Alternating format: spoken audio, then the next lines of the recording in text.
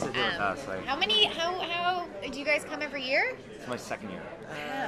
7? 8. Oh wow, you guys are veterans. Wow, is it as exciting every year? Is it like? It's always fun. Yeah. It's always a good time. Cool. It's kind of crazy now, though, just the number of people. So many people. It's insane. Somebody was telling me that the city brings in something like $150 million over the 4 days here. They charge $60 for parking for 1 day in one of the lots. Can you believe that? 75 at one of the hotels. It's a Oh my god. Yes, one of them. Yeah. Wow. That's not fair. No, it's really not. It's also a pain to drive. Like, it's so much faster to walk everywhere too. Yeah. Never mind it traffic. We drove here like 2 blocks away, and we drove here, and it took us like 30 minutes. It's crazy. Except blocking the convention in front of the convention space. It's like a 5-minute walk. It take you like half an hour. Yeah. There's the bus, and they can't walk on the road for whatever reason. But Oh wow. there. Madness. You know, one of the things that I wanted to ask you about your character, when you first got the role, and when you found out that you and Alan would be kind of an eyeball, Yeah. what were some of the thoughts that went through your mind? Lucky me.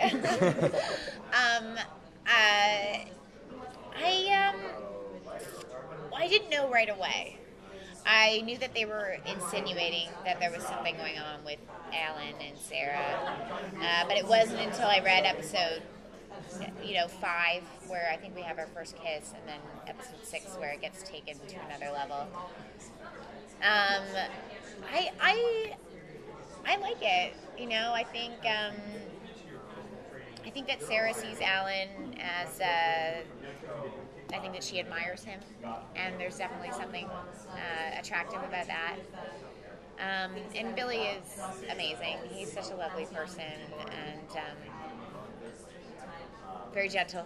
No, he was great. We had a really good time, and I think it's an interesting dynamic to throw into the show as well. So Isn't the dynamic shifting a lot now? That the women have a lot more power than the Yeah. man does. I love that. You looking forward to playing with it? Yes, very much so. I think that they've done a really good job at creating multi-dimensional characters, especially with the women. It's so rare to see, fully fleshed out female characters, and they've really done a good job at, as similar as Sarah and Julia are, they've really distinguished us as our own individuals. So, I think it's awesome. I think it's great that the women are the immortals in the show, and we have a certain amount of power that the men don't have. And it's going to create a pretty interesting dynamic for season 2. Now, Sarah's obviously really concerned about sort of like leaving her mark on the world. Like Absolutely, that's a big. How do you think her newfound immortality is going to play into that personality trait? I think I think that Sarah's immortality is going to make her a lot more reckless. I think that in season 1 we definitely saw that her morals got compromised to advance her career or to hide her secrets. And I think in season 2, the fact that she is immortal, she's just going to take it to a whole other level. She doesn't really have anything to lose at this point, except for a little baby in her stomach. But I think she's going to be much more reckless this year. Do you share any traits with your character in regards to that, or? Maybe a little bit. I think I have quite a bit in common with Sarah, so it's fun to play her. I can definitely be reckless at times, but there's a time and place for that. In the first episode, it was actually very clear that there was a lot of depth already, kind of built in for Sarah. Now, did you know how far that was going to go? Did you? I didn't. They actually didn't tell me that Sarah was terminally ill. I remember when they told me, one of our producers told me, I thought he was joking. He was like, "Oh yeah, and you have a spinal tumor." I was like, "Okay, sure." He's like, "No, you actually do." So I ran home and I researched it. I think that they've done a really good job with Sarah. I think she's a super fun character. I love the fact that they created her as a terminally ill character. So in the first half of the season, or for most of season 1, she's completely vulnerable. She's not a very seemingly strong character, and then they flip it complete 180. All of a sudden, she's immortal. So I think that's going to be really fun to play with. One thing I like about your character is it's believable.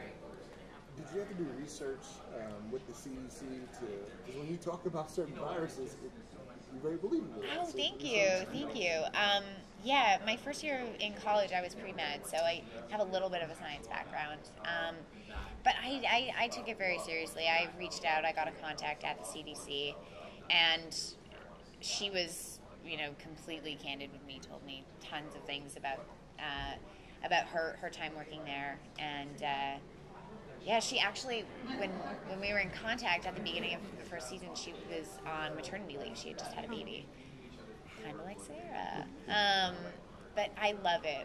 I was just telling another table, like, one of my favorite things about the show is the scientific jargon. I love memorizing that stuff, and yeah, I hope that it's believable. I hope that we do it justice, because the writing is good, and we want to do that justice. So do you know, are you going to be pretty involved in season 2? I think so. I think, I've only read the first episode so far, but Sarah's very much in the mix, and I think her baby is going to be a serious plot point for season 2. They brought up sort of like an adult subject in terms of euthanasia. It's still a very hot button issue all over the world. Yeah. How do you as an actor approach that sort of subject in a tasteful way, or how do you, what's your thought process going into that? It was really difficult, actually. I had a big problem with it when I first read it. I didn't understand why Sarah would do this, and then when the actress came on who played Dr. Van Eygen, who I euthanized or overdosed with morphine, it was just so evident that she was so giving and so lovely, and I got right away why Sarah would help somebody like this, and she really was helping her. So yeah, it is a controversial subject,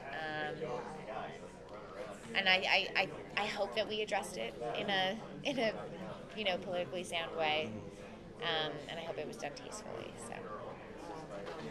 We heard that there's a time jump between season 1 and season 2. Is that something that's sort of hard for you as an actor to do, to miss this time in your character's life and have to fill in the blanks later? I actually kind of love it. I love that there's a time jump. So one of the things about the show is that each episode is one day. So there's so much happening in such a short period of time that I think it's kind of nice to take a breather and allow our characters to really grow, especially after the experience that they just went through at Arctic Biosystems.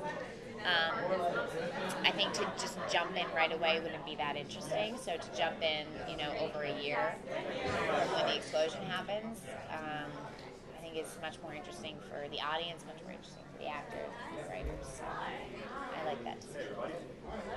Was there a particular episode? I'm sorry. Okay.